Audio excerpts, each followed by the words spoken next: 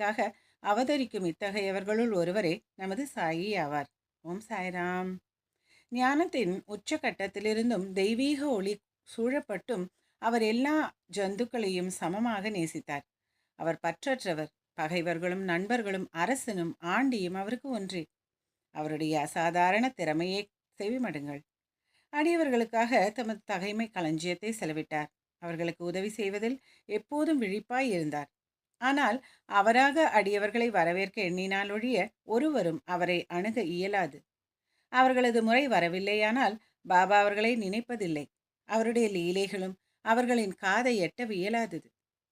பிறகு அவர்கள் எங்கனம் அவரை பார்க்க எண்ண முடியும்? சிலர் சாய்பாபாவை பார்க்க விரும்பினர். ஆயினும் அவரின் மகா சமாதி வரை அவரின் தரிசனத்தை பெற அவர்களுக்கு வாய்ப்பு ஏதும் கிடைக்கவில்லை. பாபாவின் தரிசனத்தை பெற விரும்பிய பலரின் விருப்பம் முழு தொகுப்பிற்கு சேனலை சப்ஸ்கிரைப் செய்யவும். ஓம் சாய்ராம்.